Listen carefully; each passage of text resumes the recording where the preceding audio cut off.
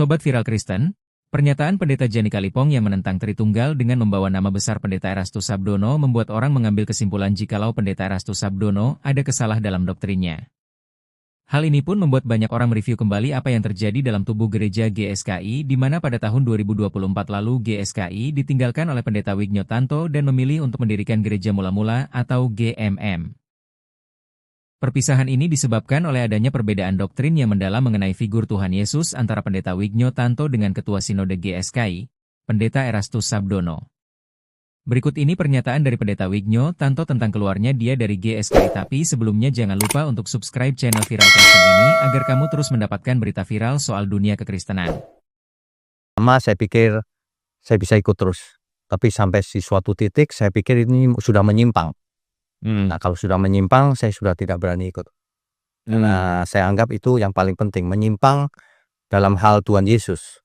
Oh baik. Nah, lalu saya keluar, lahirlah Gereja Mula-Mula, GMM. Filosofinya. Filosofinya banyak orang mempermasalahkan nih, ini gereja ortodoks. Saya kembali ke yang awal aja.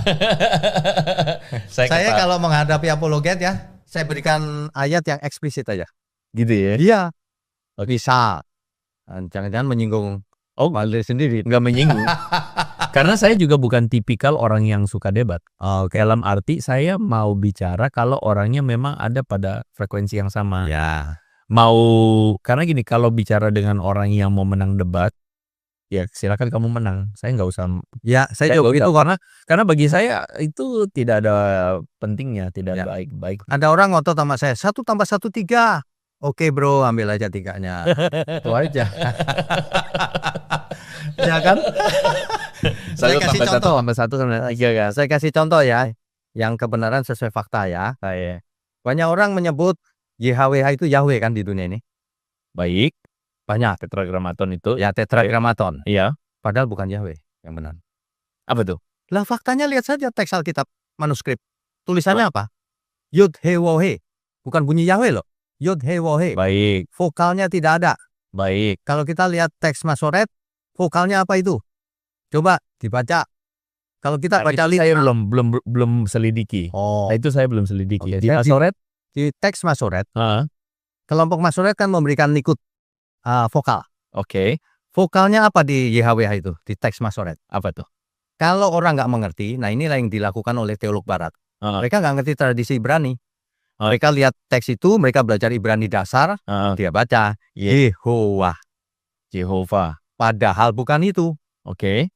Itu ada cerita tradisinya. Oke. Orang Yahudi setelah pembuangan di Babel, mereka nggak menyebut. Sehingga penyebutannya hilang. Iya. Nah, mereka supaya aman atau sopan, mereka sebut Adonai, Tuhan. Ya. Nah, makanya nikutnya Adonai, vokalnya Adonai, huruf hidupnya dipindahkan ke YHWH. Itu. Dibaca sama teolog Barat, Yahovah, Jehovah bahasa Inggrisnya. Salah. Oke. Salah total. Prakteknya memang begitu, faktanya begitu, coba dicek. Jadi apakah ada pronunciation yang berbeda? Kan orang Tidak Yahudi ditemukan. nggak mau. Bukan nggak mau, tidak ditemukan memang. Hilang. Hilang. Tapi artinya maksud Pak Wignio itu bikin-bikinan lu sendiri itu. Ya, itu bikinan teolog Barat. Contoh bikin-bikinan di kemudian hari kan gitu. Ya, betul. Itu kalau nggak salah di abad ke-15 apa baru muncul Yahweh. Sebelumnya nggak ada. Itu buatan teolog Barat. Oke. Nah, seperti itu contohnya. Tapi ensiklopedia dan sebagainya pakai Yahweh semua kan.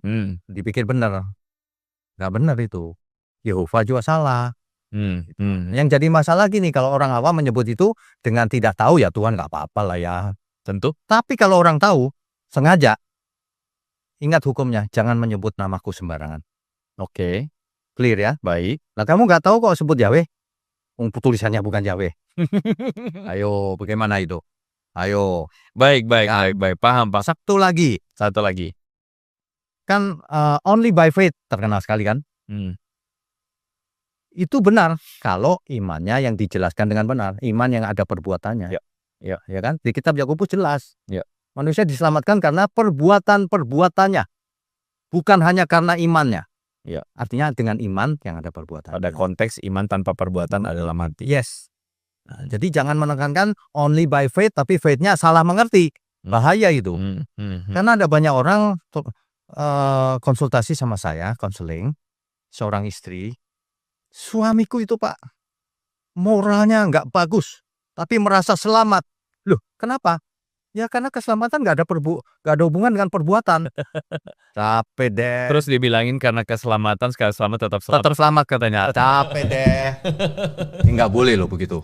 Kalau only by faith bagus, tapi faith-nya harus dijelaskan supaya orang nggak salah mengerti. Gitu maksudnya. Saya berada dalam pertentangan-pertentangan itu selama bertahun-tahun.